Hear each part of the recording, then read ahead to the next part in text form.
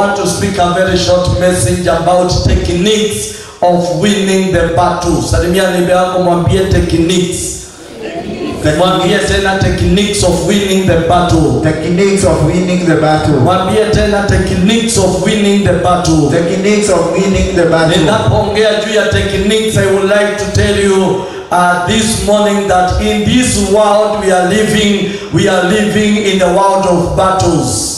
Amen. Tunaishi dunia ambao imejaa vita. Tumeishi dunia ambayo chochote kile unakifanya, chochote kile unakipitia, unapitia vita vikali.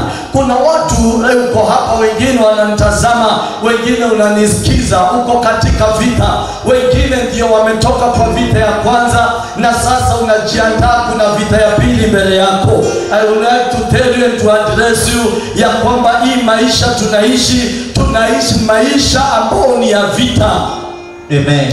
Wakati Yesu alifika akaambia wanafunzi wake ya kwamba kutoka saa hii tuko na nyinyi hapa, the kingdom of God suffered violence and the violence will do what? The violence will do what? We will take it by force. We'll take it by force. Hiyo ni kumaanisha kutoka wakati wa Yohana Mbatizaji, ufalme wa Mungu ni vita. Ufalme wa Mungu ni kupiganiwa. Ufalme wa Mungu lazima ung'ang'anie. This is to mean whatever you get in this life, you have to fight for it. Amen. I'll give you many verses right now. It will show you where God told the Israelites, nimewapatia hii shamba, nimewakubalia mkae kwa hii shamba, lakini hamtakaa pale kama hamtaipigania. So God himself is a man of war. Amen. Many people do not fight. They wanakaa tu ndio wanapigwa wanamalizwa. But I want to tell you this morning, whatever you get in life, you have to fight for it. Amen. Amen. Amen. Chochote utapata kwa hii dunia, even your marriage to start, you have to fight for it. Amen. Even your business to start, you have to fight for it. Amen. So that's why I have come with a topic, techniques of winning the battle. Techniques of winning the battle. Praise the name of the Lord. Amen. Praise the name of the Lord. Amen. Daudi akafika mahali akamshukuru Mungu. Akumshukuru sababu ya miujiza, akumshukuru sababu ya kuwa mfalme, alimshukuru kwa kumfunza kupigana. Amen. Psalms 144 verse number 1. Psalms 144 verse number 1, and the Lord will bless you. Read for me, my son. Amen. 144 verse 1. Hey. Zaburi 144 mstari wa kwanza yasema, na ahimidiwe Bwana. Ahimidiwe kwa nini Bwana? Mwamba wangu. Mwamba wangu. Anifundishaye mikono yangu vita. Ahimidiwe Bwana mwamba wangu, ambaye amefundisha mikono yangu vita na vidole vyangu kupigana. Hallelujah. Amen. Ahimidiwe Bwana ambaye amenifunza kupigania watoto wangu. Amen. Ahimidiwe Bwana ambaye amenifunza kupigania huduma yangu. Amen. Ahimidiwe Bwana ambaye amenifunza kupigania biashara yangu. Amen. Jehova akusaidie kupigania haki yako. Yes. Hiyo imeni kuna corona iliisha. Amen. Ahimidiwe Bwana. Hey. Ahimidiwe Jehova, maana amefunza mikono yangu vita. Nisomea Kizungu. Blessed be the Lord, my rock, who trained my hands for war. Who training. Alinitrain kupigana vita. Amen. And my fingers for battle. Hallelujah. Amen. Techniques of winning the battle. Daudi akafika mahali akaona kama sio Mungu amenifunza hii vita, hii familia ingeisha. Kama sio Mungu amenifunza vita, hii kanisa ingefungwa. May the Lord train you on how to fight for your destiny. Amen. Hallelujah. Amen. Salimia mtu mwambie you have to fight. You have to fight. Mwambie tena you have to fight. You have to fight. Those who are watching us online, kwa YouTube, kwa FB, techniques of winning the battle. In this world, tunaishi maisha ya vita. Daudi alipigana vita mingi ili ufalme wake usimame. Many people wametulia na kusema vyenye itakuwa ikue. Ukisema vyenye itakuwa ikue, itakuwa hivyo na utauawa. Utauawa. Mtu mahali aseme amen. Amen. Ayubu anasema in the book of Job 14:14, mtu anakufa mara moja akikosa kupigana vita. Ukikufa umekufa. If you die, you die. Hakuna kuishi maisha mara mbili. Hautarudia maisha tena. Hautasema sijapigana, wacha nirudi nikapigane tena. My friend, anasema ya kwamba if a man die, he dies once. Na hautarudi tena. Amen. Yasema. So this is your good time. Wakati huu ni wako wa kupigania nyota yako. Amen. You have to fight for your destiny. Amen. Hallelujah. Soma kwa haraka mtumishi. Mtu akifa, je, atakuwa hai tena? Mimi ningengoja siku zote za vita vyangu. Ningengoza siku zote za vita vyangu. Hata kufunguliwa kwangu kunifikirie. Alisema ninahitaji. I need to be delivered. Ninataka nifunguliwe. Akielewa maisha yake imefungwa. Sema amen. Amen. Ayubu aliangalia akaelewa hii hali ninapitia, kuna kifungo kwa maisha yangu. Akasema sasa I have to fight. Maana nikitulia tu nitakufa. Na hakuna mtu anakufanga mara mbili. Salimia mbele yako mwambie you have to fight. You have to fight. Sema hallelujah. Hallelujah. You have to fight for your marriage. You have to fight for your children. You have to fight for your job. You have to fight for your wife. You have to fight for your husband. Amen. Failure to that. If you not fight, you will die. Na ukikufa hakuna maisha mara mbili. Ayubu anasema hapo imefika. I have to fight. Nikingojea niwekwe huru. Exodus 15:3. Who is God? Mungu ni nani? The Bible says God is a man of war. Mungu ni mtu wa vita. Exodus 15 mstari wa 3.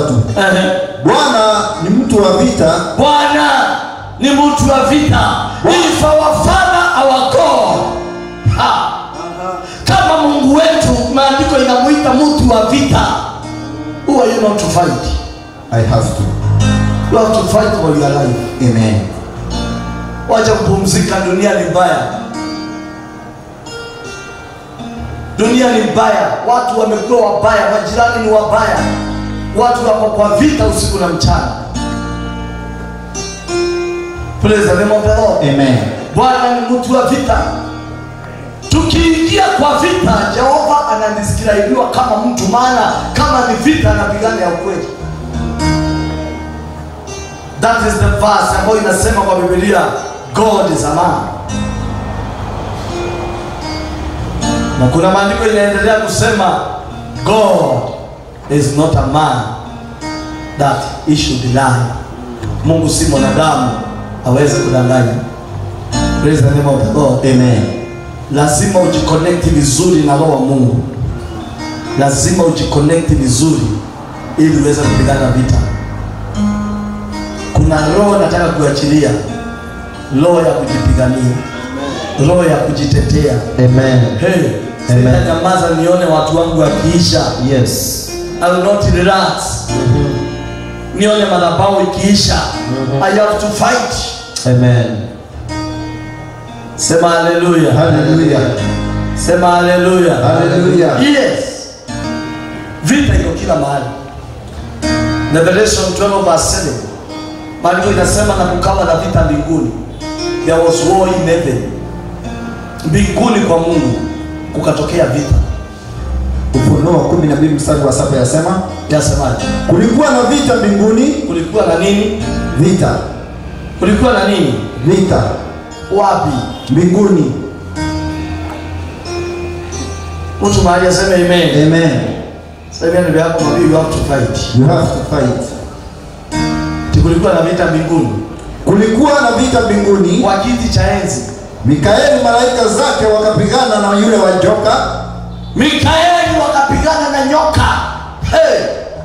Kumbe kulikuwa na nyoka mbinguni. Yule joka naye. Wote unaenda wapi? Amen. Unakimbia wapi? Kwa aina mbaya bro. Kulikuwa na vita mbinguni. Wakati shetani alimobilize watu, malaika zake wakachukua matawi wakaanza kuimba kama vile Kenya kuna wakati watu walikuwa wanasema Kimunya must go, Kimunya. Sasa huko mbinguni watu walikuwa wanasema God must go. Mungu ambaye Mungu alikuwa amemtrust akamwaminia kikundi cha waimbaji. Mungu akamwaminia kazi nyingi sana mbinguni, akapanga kubadilisha serikali ya Mungu. Lakini Mikaeli akasimama. Shetani hawakupigana na Mungu, walipigana na Mikaeli. Praise the name of the Lord. Amen. Kuna vita zingine sio za kiongozi. Kuna vita zingine hata sio za askofu. Kuna vita zingine hata ni wewe mwenyewe utaona hapa hakuendi vizuri, uingie katika vita na useme sitakubali madhabahu iwako chafu, lazima nitaipigania. Hallelujah. Hallelujah. Amen. I have to fight. Yes.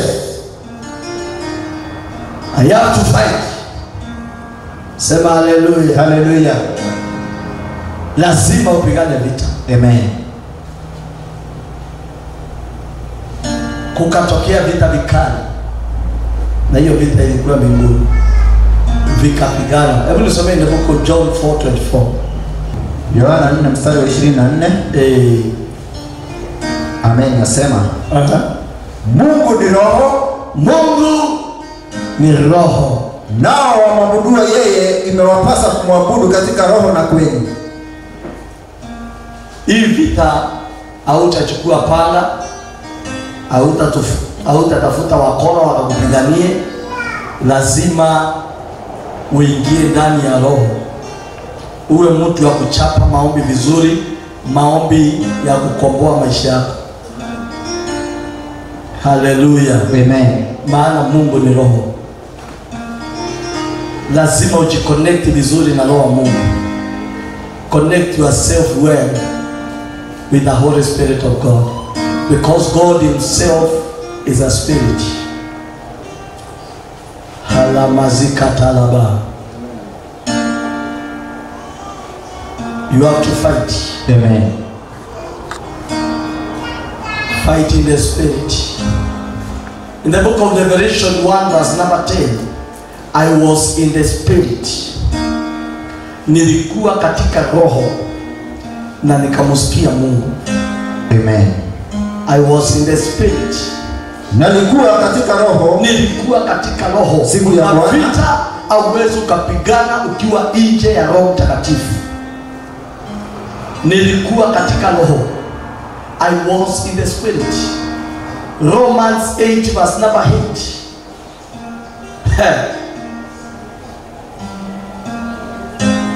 Those who fight without using the power of the Holy Spirit, automatically you lose the battle. Amen. Some Warumi 8 mstari wa 8 yasema, wale wafuatao mwili hawawezi kupendeza Mungu. Lakini ikiwa roho wa Mungu anakaa ndani yenu, kama roho anakaa ndani yenu, ninyi hamfuati mwili, bali mwaifuata roho. Lakini mtu awaye yote asipokuwa na roho wa Kristo, huyo si wake. Haleluya. Amen. Naongea juu ya vita.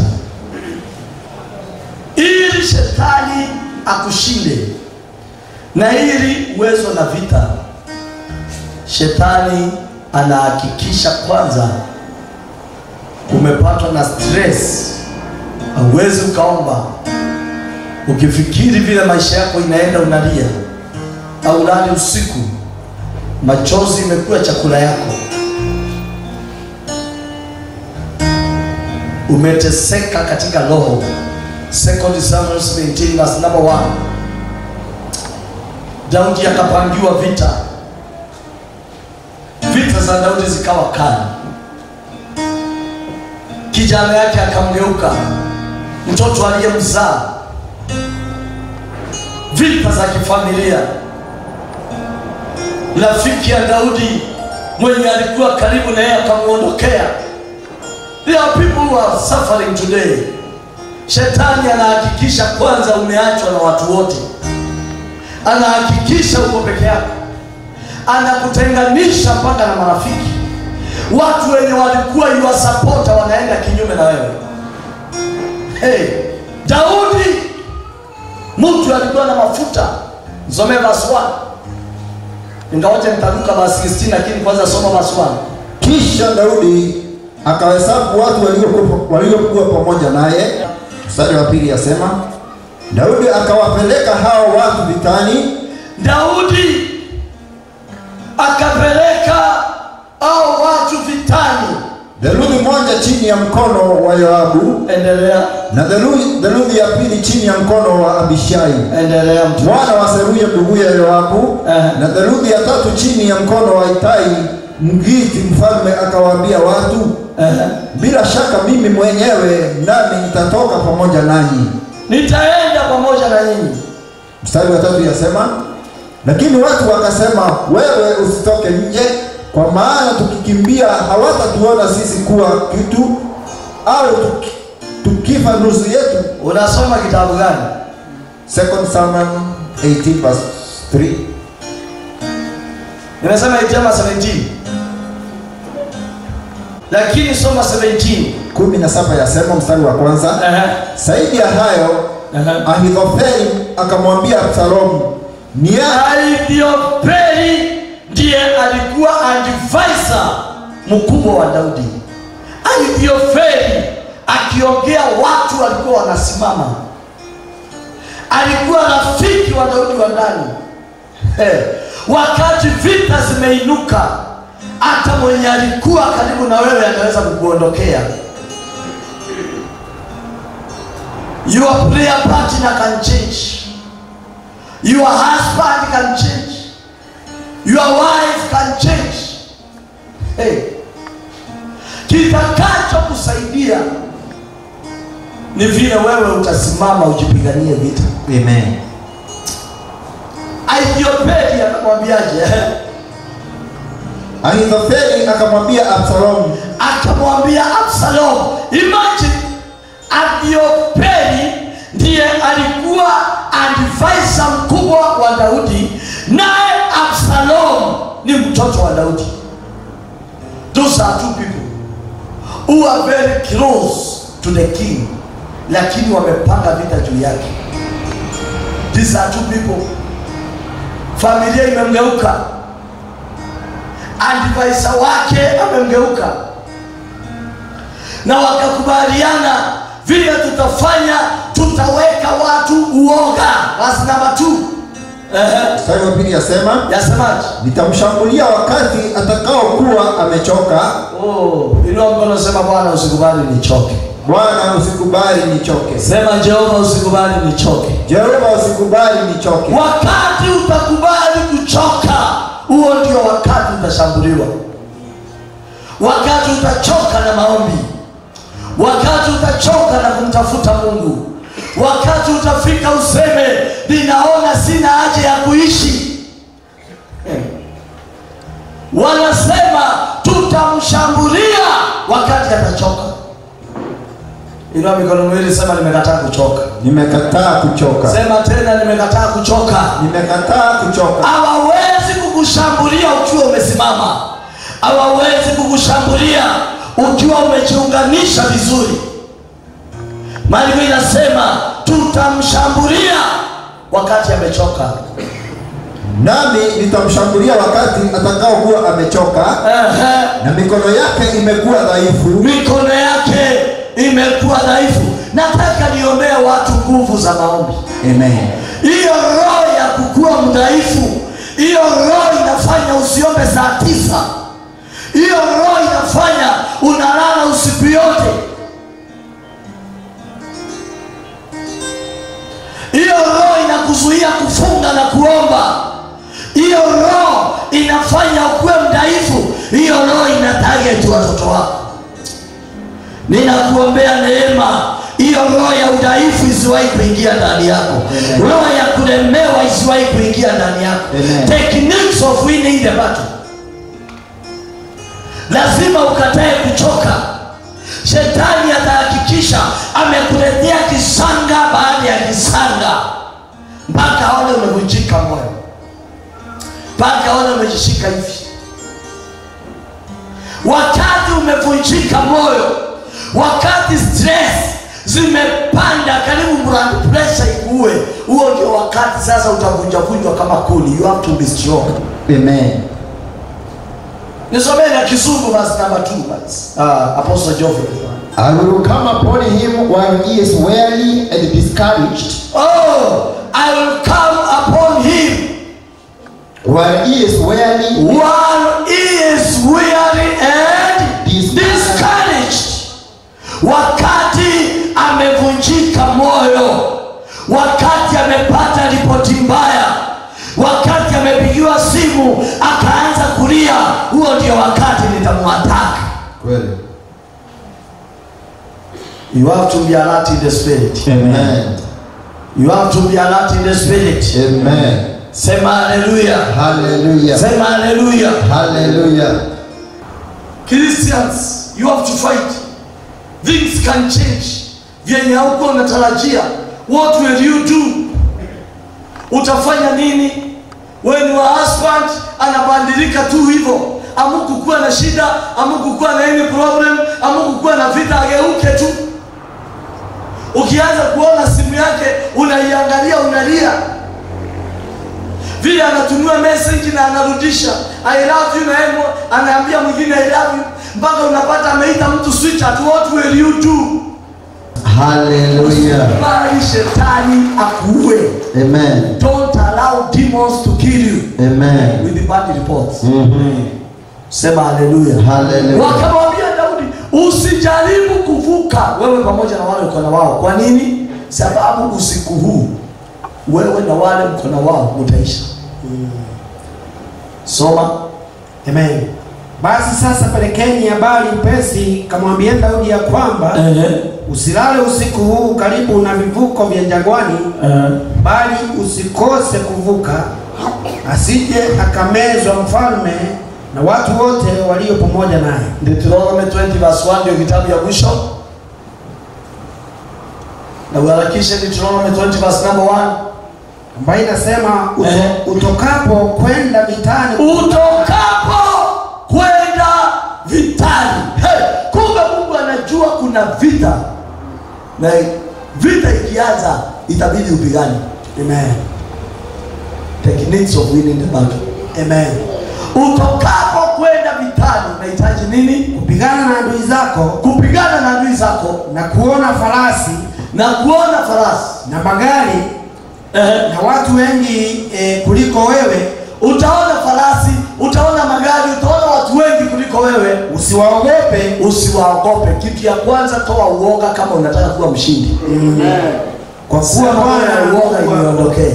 Roho ya uoga iniondokee. Kwa kuwa Bwana Mungu wako yu pamoja nawe. Aliyekuweza kutoka nchi ya Misri. Aliyekuweza kutoka nchi ya Misri. Amen. Endelea usikie. Kama utajiunganisha na nani? Na iwe msongeapo mapiganoni, kuhani na akaribia na kusema na watu awaambie. Kuhani, semeni kuhani. Kuhani. Kwa kila vita unaopitia unahitaji kuhani kwa maisha yako. Amen. You need a prophet. Amen. Unahitaji mtumishi mwenye atakupea directions of the battle. Amen. Mwenye atasimama, Biblia inasema kuhani atasimama na aseme, awaambie sikilizeni. Unahitaji kunenewa neno na kuhani wako wakati vita ziko juu. Unahitaji neno la kubadilisha hiyo maneno. Amen. Sema haleluya. Haleluya. Kuhani ataambia watu namna gani? Awaambie sikilizeni. Sikilizeni enyi Israeli. Rakaboria hivi leo mwasongea mapiganoni juu ya adui zenu. Endelea Tirasi. Mioyo yenu na isizime. Mioyo yenu na iache kuzimika. Sasa nime yako mwambie mapigano ni kali, mioyo yako isizimike. Mapigano. Mwambie moyo wako usizimike. Mwambie tena roho yako isizimike. Roho yako isizimike. Endelea. Msije wala msiteteme. Wala msiingiwe na hofu kwa ajili ya wao. Moyo wako usiingiwe na hofu kwa ajili. Hiyo maneno ni nabii anaongea, sio Mungu. Mungu ameachia nabii akupenda elections za vita yako. Amen. Sema haleluya. Haleluya. Mstari wa 4. Kwa maana Bwana Mungu wenu ndiye awaandamaye kwenda kuwapigania juu ya adui zenu. Endelea kwa haraka. Ili kuwaokoa ninyi. Mstari wa 5. Na maakida na waseme na watu. Nabii akawaambia, maana vita vyako vimekuwa vikali, kuna mambo unabidi kuyafanya. Maakida na waseme na watu. Na kuambia ni mtu gani aliye hapa aliyejenga nyumba mpya? Ni mtu gani yako hapa na amejenga nyumba mpya? Wanaambiwa siri za kwenda kwa vita.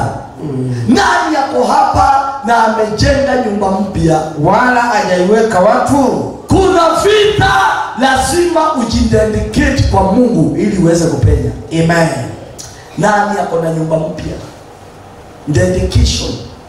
Na ni siku ya vita. Kumbe kuna vita utashinda wakati tu utadedicate hiyo kazi. Wakati utadedicate hiyo familia yako. Nimewahi dedicate biashara za watu. Hata mashamba nimewahi dedicate ya watu. Lakini sio watu wawili ama watatu. Nimeona wamekuja mke na mume wakaniambia dedicate our marriage to the Lord. Hawajawahi kuja. Hawawezi wakafika 10. Wakuja waniambie we have come for dedication. Nini mnataka ifanywe dedication? Our life, our marriage. I with my wife dedicate us to the Lord. Sijaona watu wawili. Mtu mahali aseme amen. Amen. Biblia inasema kama haujadedicate hiyo nyumba ni rahisi ukufe na hiyo nyumba iingie mwanaume mwingine. Aende akarudi nyumbani kwake. Urudi nyumbani ufanye haraka. Asije akafa mapiganoni na mtu mwingine afanye kile au kufanya. Akawekwa wakfu na mtu mwingine. Akawekwa wakfu na mtu mwingine. Mtu mahali aseme amen. Amen. Akawekwa wakfu na mtu mwingine. Kuna vitu lazima usiweke wakfu, na usipoziweka wakfu unaweza pata vita yako ni kali na ukufe na hakuna kufufuka. Ukufe na ukufe. Na hizo vitu zako zitawekwa wakfu na mtu mwingine akiwa anaona kama ni miujiza kwake. Endelea usikie mwingine. Waibrania 9 mstari wa 18 Biblia inasema hata vitu za agano ziliwekwa wakfu. Things of them. Dedicate your children to God. Dedicate your houses. This is a way of winning the battle. Njia moja ya kushinda vita ni ukiona vita zimeinuka, unainua madhabahu, unaweka wakfu. Soma Tirasi 9:18. Kwa hiyo hata lile la kwanza alikuanzwa pasipo damu. Hata lile agano la kwanza alikuanzwa pasipo damu. Damu ilikuwa ni nini? Blood was a sacrifice. Ili damu ndio ilikuwa dhabihu ya kuweka wakifu lile agano la kwanza. Chochote kile unaanza bila kukiweka wakifu, believe me or not, ni rahisi sana ukipoteze. The indication secures whatever you are fighting for. Amen. Na maandiko inasema chochote kimewekwa wakifu ni cha Mungu. Endelea. Amen. 19.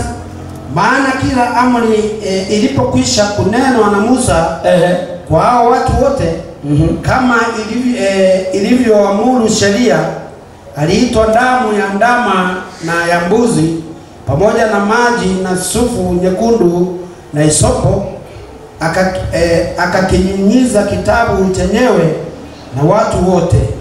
Hiyo ni ibada ilifanyika. Mtu mahali aseme amen. Amen. Ni mambo ilifanyika na inataburiwa na Biblia. Amen. Kuna mambo unahitaji wewe mwenyewe ufanye na kuna mambo nabii atakufanyia. Amen. Dedicate your life fully to God. Amen. Usikue na roho ya uoga. Mambo mengi unayoyaogopa, Ayubu 3:21. Mambo mengi unayoyaogopa, hayo mambo ni rahisi ya kuangukia. Mtu mahali aseme amen. 3:21 yasema. Yasemaje Tirasi? Ambao wangojea mauti, lakini hawayapati. Na kuyachimbulia zaidi ya kutafuta hazina. Endelea. Hiyo sitilika. Endelea mpaka ambao wafurahi mno na kushangilia watakapoliona kaburi. 23. Kwa nini mtu aliyezibiwa njia kupewa mwanga, ambaye Mungu amezingira na ukingo? Mtu mahali aseme amen. Amen. Mtu aliyezibiwa.